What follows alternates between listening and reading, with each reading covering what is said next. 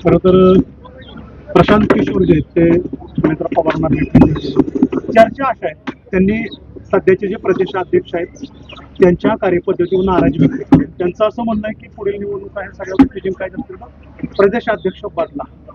असं काही नाहीये, असं काही नाहीये, असा कुठल्याही प्रकारचा सल्ला दिलेला नाही. ते आपले भेटायला आले होते. त्यांचे आणि पूर्वी दादांचे पण संबंध चांगले होते, त्यांचे आणि पारदादाचे संबंध चांगले आहेत. त्यामुळे त्यांना ते भेटायला आले होते आणि त्यामध्ये त्यांनी कुठल्याही प्रकारचा सल्ला दिला नाही. हा विनाकारण कुणीतरी एक गैरसमजातून कुणीतरी एक बातमी पसरवतोय, त्या बाबतीत त्यांना कुठल्या अशा प्रकारचा सल्ला दिलेला नाही. सुनील तटकरेंचं काम कसं आहे तुम्हाला काय? सुनील तटकरे साहेब हे राज्याचे अध्यक्ष आहेत. ते सर्वांना बरोबर घेऊन काम करतात. सुनेत्रा वहिनी पवारांच्या मार्गदर्शनाखाली खूप चांगलं काम तटकरे साहेब करतात. त्यामुळे असं वावड्या उठवणं हे चुकीचं आहे. हर्षवर्धन सपकाळ यांनी एक स्टेटमेंट केलेलं आहे की मी सुनेत्रा पवारांना फोन करण्याचा प्रयत्न केला, मात्र त्यांच्याशी फोन होऊ शकला नाही. एकंदरीत त्यांचे जे शब्द होते किंवा त्यांनी काँग्रेसने जी टीका केली होती त्या अनुषंगानं त्यांनी फोन करण्याचा प्रयत्न केला. काय म्हणायचं? नाही, हे करणं असं म्हणणं आपल्याला माहिती आहे की महाराष्ट्र हे राज्य हे महिलांचा सन्मान करणारं राज्य आहे. त्यामुळे खरंच ज्यांनी कुणी ती टीका केली असेल ते अत्यंत चुकीची आहे, त्याचा निषेध करण्यासारखं आहे. आणि त्यामुळं असं कुणीच महिलांच्या बाबतीमध्ये कुठल्याच पक्षाने करू नये. हर्षवर्धन सपकाळ यांनी माफी मागली.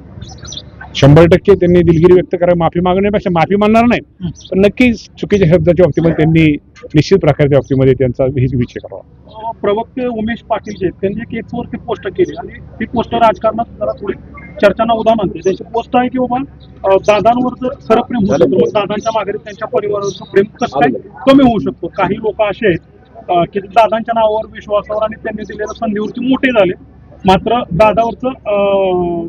दादांच्या पाशात दादाच्या परिवाराला मानसिक त्रास देण्याचा काही ना प्रयत्न होतोय की काय म्हणायचं एकंदरीत? उमेश पाटलांनी कोण माहिती आपल्याला नाही ना, पक्षात काही चांगलं चालेल म्हणजे कोण म्हणतो ते चुकीच चाललेलं नाही.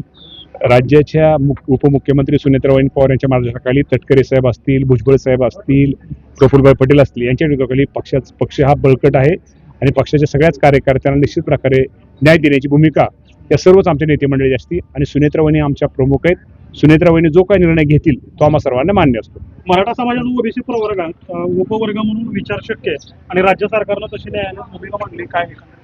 काय मला मराठा समाजाचा ओबीसी प्रवर्गामध्ये उपवर्ग म्हणून विचार शक्य आहे वाटतं तुम्हाला? राज्य सरकारची तशी भूमिका आहे काय? मला माहिती घेतली नाही त्या बाबतीमध्ये, मी नक्की माहिती घेईल आणि या बाबतीमध्ये आपल्याशी बोलेल. हिंगोली जिल्ह्यात 8 महिन्यात जवळपास 41 शेतकऱ्याच्या विविध कारणानं आत्महत्या झाल्या. नापिकी असेल, कर्जबाजारीपणा असेल, इतर कारणं असतील.